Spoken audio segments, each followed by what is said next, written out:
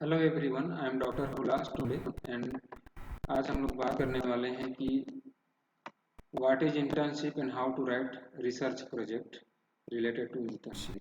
Okay, so as you know, internship is the phase of time for students when they are trained for their skill they are good at, and it gives them a chance to apply their knowledge practically in industries. Then AICT has also made three internship compulsory for engineering students. Engineering interns duty vary in every industry, but generally they include generating reports, problem identification and solution, reaching out to clients for important updates, and providing project improvement recommendations. Okay, तो simple सी बात है, जो भी internship होता है वो students अपने there are basically three internship.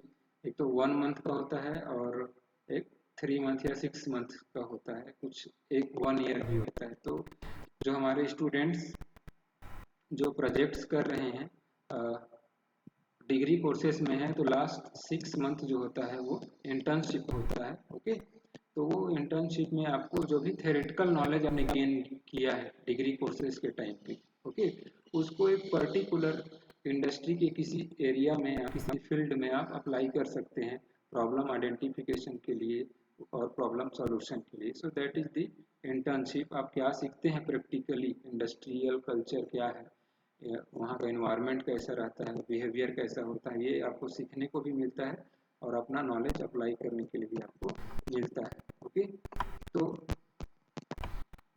अगर आप doctor Baba Saheb Ambedkar technological university में स्टडी कर रहे हैं, ठीक है, तो सेमेस्टर 8 में आपका प्रोजेक्ट स्टेज 2 और इंटर्नशिप एंड प्रोजेक्ट है. ठीक है, तो यहाँ पे आपको इंटर्नशिप भी करना है इंडस्ट्री में और एक प्रोजेक्ट भी बनाना है. ओके, और प्रोजेक्ट का रिपोर्ट भी आपको बनाना पड़ेगा. ओके, तो ये बेसिकली आपका 50 और 100 टोटल 150 मार्क्स का होता है. ठीक है, तो इसमें आप एक्सपेरिमेंट्स वगैरह भी या एनालिसिस वगैरह भी करना पड़ सकता है. ठीक है, तो ये उन स्टूडेंट्स के लिए है जो 8th सेमेस्टर में भी स्टडी कर रहे हैं और उनको इंटर्नशिप का प्रोजेक्ट बनाना है. ठीक है, so these are the internship. अब इंटर्नशिप के साथ साथ आपको एक रिसर्च एरियाज फाइंड आउट करना पड़ेगा. ठीक है, कि आप किसी भी इंडस्ट्री में है तो कौन से फील्ड में काम कर रहे हैं, कि हीट ट्रांसफर में काम कर रहे हैं, कि क्वालिटी कंट्रोल पे काम कर रहे हैं, या सप्लाई चेन लॉजिस्टिक्स पे काम कर रहे हैं, कि CFD analysis, nano fluids, nano material, welding में, या मेटल मैट्रिक्स कंपोजिट में, या फिर ऑटोमोबाइल मैन्युफैक्चरिंग में, या फिर ऑटोमोबाइल असेंबली एंड क्वालिटी में काम कर रहे हैं, ऑटोमेशन पे काम कर रहे हैं. इस पे एक पर्टिकुलर एरिया आपको आइडेंटिफाई करना पड़ेगा. ठीक है, और उस एरिया में सबसे पहले आपको प्रॉब्लम आइडेंटिफाई करना पड़ेगा अगर रिसर्च प्रोजेक्ट बनाना चाहते हैं इंटर्नशिप के रिगार्डिंग. तो ठीक है, तो डेफिनेटली इंडस्ट्री में आपको कुछ ना कुछ प्रॉब्लम्स आइडेंटिफाई हो ही जाएगा. जैसे सपोज आप मशीनिंग में काम कर रहे हैं तो लेथ मशीन पे या फिर ड्रिलिंग मशीन पे टूल कटिंग टूल से रिलेटेड प्रॉब्लम्स हो सकते हैं, कटिंग फ्लूइड से प्रॉब्लम, पैरामीटर सेटिंग से रिलेटेड कुछ प्रॉब्लम हो सकता है. ठीक है, अगर कास्टिंग इंडस्ट्री में काम कर रहे हैं, फोर्जिंग में काम कर रहे हैं, तो कुछ ना कुछ आपको प्रॉब्लम्स आइडेंटिफाई हो ही जाएगा. ठीक है, देन स्वॉट एनालिसिस वगैरह भी आप कर सकते हैं. ठीक है, तो प्रॉब्लम आइडेंटिफाई करने के बाद आपको प्रॉब्लम स्टेटमेंट लिखना पड़ेगा. आइडेंटिफाई हो जाता है लेकिन उसको एक लिखने का तरीका होता है. ठीक है, तो जो एक मिनिमम रिक्वायरमेंट है वो 1 to 2 सेंटेंस में आप प्रॉब्लम स्टेटमेंट लिख सकते हैं, कोई प्रॉब्लम नहीं है. Okay, so problem statement is 1 and 2 sentences to explain the problem of the products or machines or processes or services. Okay, तो किसी मशीन्स में, किसी प्रोडक्ट्स में, या कोई प्रोडक्ट क्यों रिजेक्ट हो रहा है. ठीक है, तो ये सारी चीज़ें आप प्रॉब्लम्स आइडेंटिफाई करके उसको एक स्टेटमेंट आप लिखेंगे. ठीक है, देन स्टेटमेंट के बाद आपको बेसिकली दूसरा ये तरीका है कि आप outline the negative points of the problem. जो भी प्रॉब्लम है उसके नेगेटिव पॉइंट्स को भी आप आउटलाइन कर सकते हो। Okay, and explain why this matters. Okay, आपका जो प्रॉब्लम आइडेंटिफाई किए हैं वो प्रॉब्लम क्यों मैटर है, क्योंकि अगर सपोज आपको ये बता सकते हैं कि ये प्रॉब्लम के कारण आपको जो कंपनी है उसको 10 लाख का पर ईयर लॉस हो रहा है। ओके, तो उसका सॉल्यूशन आप एक प्रोबेबल सॉल्यूशन भी आप साथ में लिख सकते हैं। Then choosing a research area, ये तो हो ही गया, ठीक है। Then contents in research papers, जो आप रिसर्च रिपोर्ट भी बनाएंगे या रिसर्च पेपर जो भी बनाएंगे उसमें क्या कंटेंट्स होते हैं, जैसे बुक में आपका कंटेंट्स होता है वैसे यहाँ पर भी होते हैं कंटेंट्स, तो टाइटल एक टाइटल होना ही चाहिए, ठीक है। Then abstract, okay, the introduction and literature review, okay, then methodology जिसमें materials, एल्गोरिदम्स वगैरह लिख सकते हैं, ठीक है। रिसर्च एंड डिस्कशन आपको लिखना पड़ेगा, देन कंक्लूजन्स लिखने पड़ेंगे, देन फ्यूचर स्कोप। ओके, तो इवन दो आप इंटर्नशिप कर रहे हैं उसके साथ साथ आपको ये रिपोर्ट्स बनाने पड़ेंगे, तो उसमें ये कंटेंट्स इस फॉर्मेट में आपको अपने कंटेंट्स को लिखने पड़ेंगे, और जो भी आपका एक्सपेरिमेंट्स किए हैं, एनालिसिस किए हैं, उसको इसमें आप लिख सकते हैं, ठीक है। इस बीच में मैं ये बोलना चाहता हूँ कि 6th सेमेस्टर के कुछ स्टूडेंट्स हैं, ठीक है, उनके लिए भी एक प्रोजेक्ट है, ठीक है, और उसका नाम है technical project for community services. Okay, तो ये 50 मार्क्स का है, ठीक है।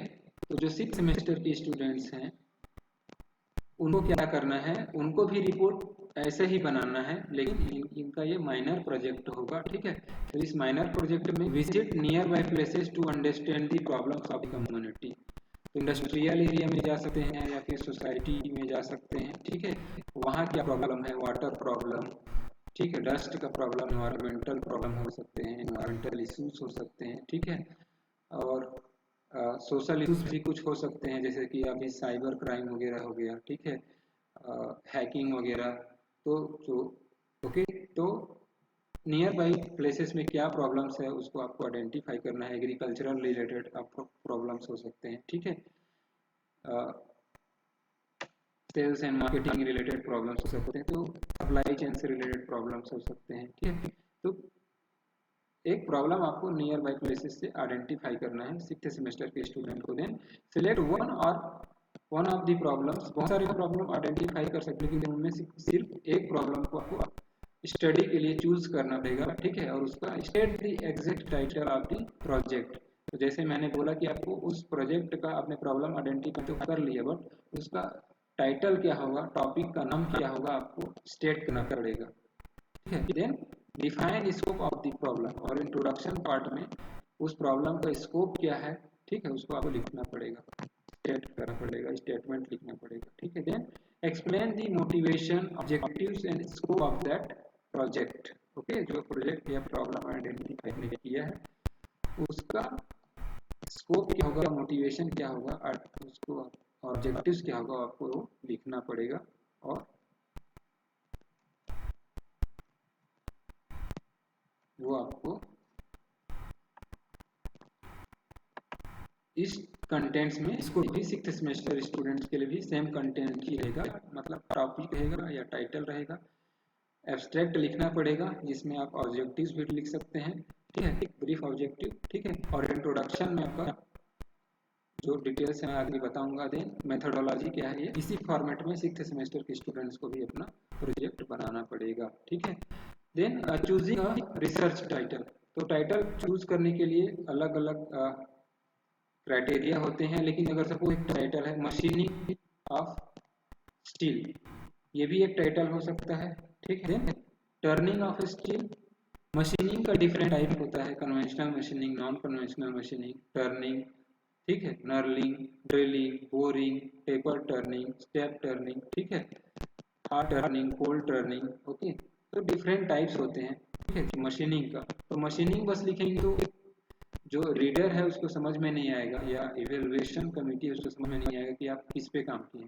तो मशीनिंग का एक टाइप है, टर्निंग पे अगर आप काम किए तो उस पर जाना पड़ेगा, ड्रिलिंग पे काम किए तो ड्रिलिंग पे जाना पड़ेगा, ठीक है। बोरिंग पे काम किए हैं, एंड मिलिंग पे, फेस मिलिंग पे काम किए हैं तो वो आप यहाँ पे लिख सकते हैं, ठीक है। और उसका कोई और नैरो डाउन करना चाहते हैं तो जैसे हार्ड टर्निंग का टाइप, सॉरी टर्निंग का एक टाइप हार्ड टर्निंग होता है तो वो लिखेंगे। स्टील का बहुत ग्रेड होते हैं, देयर आर ज़रूरत नंबर ऑफ ग्रेड्स, तो उसमें कौन सा ग्रेड आप यूज कर रहे हैं, स्टेनलेस स्टील कर रहे हैं तो फिर उसको भी स्पेसिफाई करना पड़ेगा आपको टाइटल के टाइम पे, ठीक है। अगर सिमुलेशन, उस प्रोजेक्ट में आपने सिमुलेशन पे भी काम किया है तो आप सिमुलेशन एंड ऑप्टिमाइजेशन ऐसा टाइटल हो सकता है। तो जैसे कि simulation and analysis of hard turning of stainless steel, ऐसा एक टाइटल है। तो ये 4 टाइटल हो सकते हैं, लेकिन चारों में से सबसे बेस्ट टाइटल आपका ये नीचे वाला होगा, ठीक है। इसको आप ये भी लिख सकते हैं कि अगर ऑप्टिमाइजेशन पे काम किए तो simulation and optimization of hard turning of the stainless steel, okay. इन कंपनी का नाम डाल सकते हैं, लेकिन नहीं डालेंगे तो भी अच्छा रहेगा, ठीक है। तो टाइटल हो गया, जैसे कि एक एग्जांपल है टाइटल का मेरा रिसर्च पेपर का, characterization of surface integrity of TI6L4B, तो ये हमने टाइटेनियम कलॉय है उसको स्पेसिफाई कर दिया है। मशीनिंग किया है, लेकिन कौन से मशीनिंग से किया है, वायर इलेक्ट्रिकल डिस्चार्ज मशीनिंग से, तो उसको हमने स्पेसिफाई कर दिया है यहाँ पे। तो एब्स्ट्रैक्ट हमने ऐसा लिखा है कि क्या काम किया है और क्या हमको आउटकम मिला है, वो हमने एब्स्ट्रैक्ट सबसे लास्ट में लिखना चाहिए प्रोजेक्ट कंप्लीट होने के बाद, ठीक है।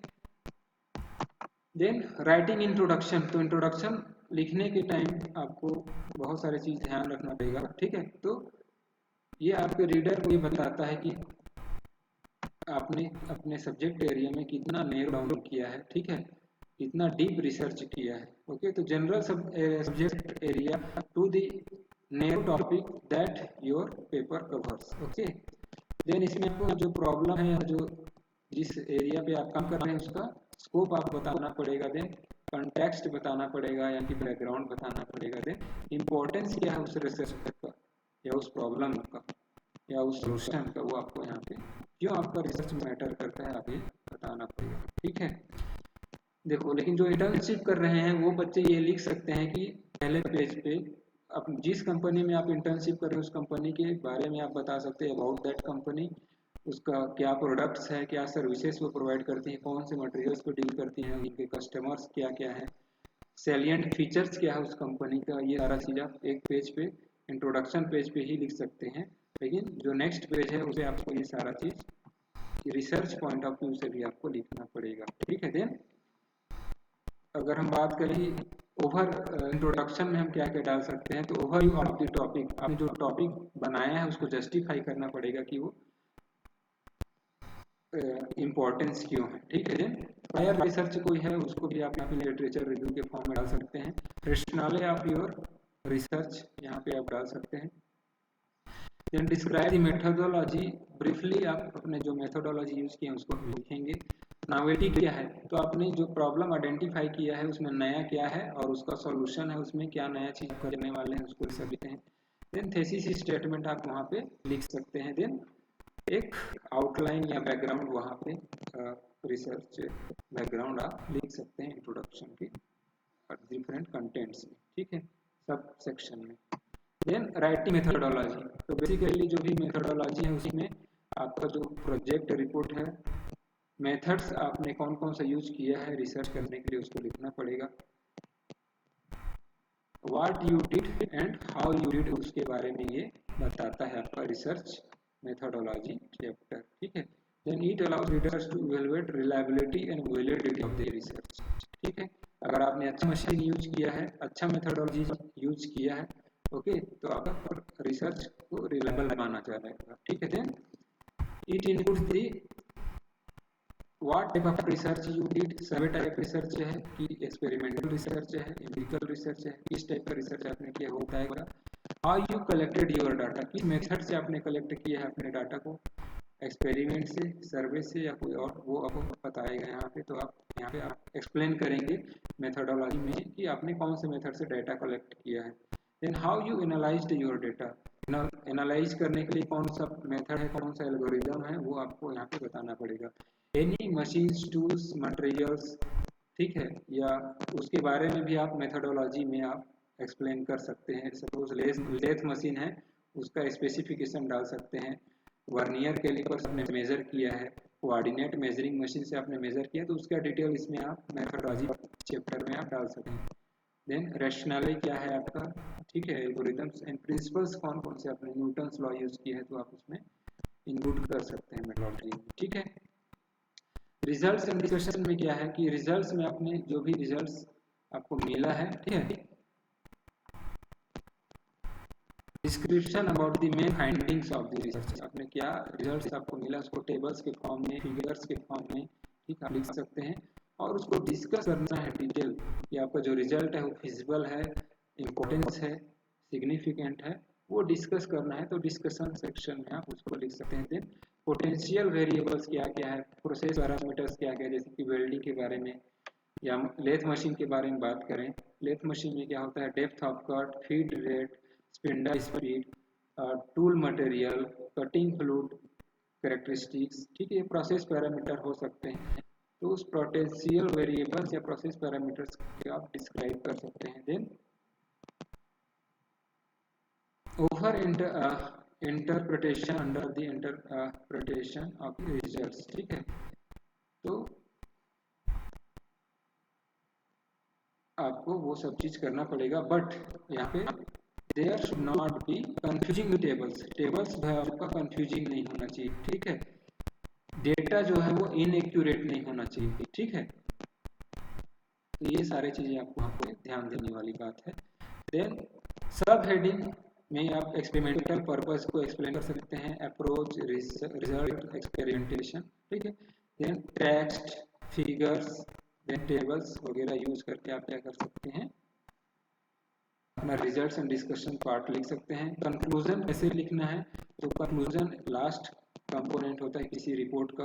तो जो भी आपको जो प्रॉब्लम आइडेंटिफाई हुआ, जो मेथड्स आपने यूज किया, जो सॉल्यूशन आपने दिया, जो ऑब्जेक्टिव्स आपने रखा, तो वो सारी चीजें आप कंक्लूजन पार्ट्स में रीस्टेट कर सकते हैं कि कैसे वो सारी चीजें फिजिबल है और कैसे वो सब चीजों को आपने अचीव किया, वो सब कंक्लूजन में आप लिख सकते हैं। तो writing a conclusion for your research paper can be difficult, but concluding paragraph should be clear and sum up what you have presented in your research without sounding redundant. Okay, then effective concluding paragraph or conclusions can also add impact to what you have presented in your paper.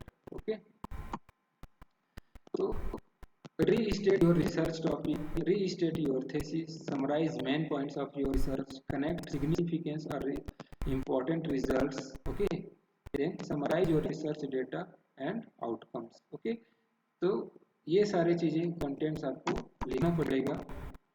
तो mainly आपको जो भी project बनाना है उसको ये इस contents के format में ही आपको लिखना चाहिए। और इवन दो आप इंटर्नशिप कर रहे हो, प्रोजेक्ट कर रहे हो, डिग्री लेने के बाद जब भी जॉब करोगे तो भी आपको अगर रिसर्च प्रोजेक्ट बनाना है, ठीक है, रिसर्च प्रोजेक्ट बनाओगे तो उस प्रोजेक्ट रिपोर्ट जो बनाओगे उसको आपको क्या है इसी कंटेंट्स में लिखोगे तो ये फिजिबल रहेगा, ठीक है, यस, और वो सुटेबल रहता है स्टैंडर्ड फॉर्मेट। और दैट इज जो आपका बॉस रहेंगे या इवेल्युएशन कमेटी रहेगी, ठीक है, वो आपको इम्पोर्टेंस देंगे और आपका प्रोजेक्ट्स में मिस्टेक्स होने के चांसेस बहुत कम रहेंगे, ठीक है। So please make this your project report in this content only. Okay. So thanks for your attention and अपना project easily और significantly बहुत जल्दी से बनाओ आप लोग, ठीक है, and इस पे वर्क करना स्टार्ट कर दो। Okay. So thank you so much. Thanks.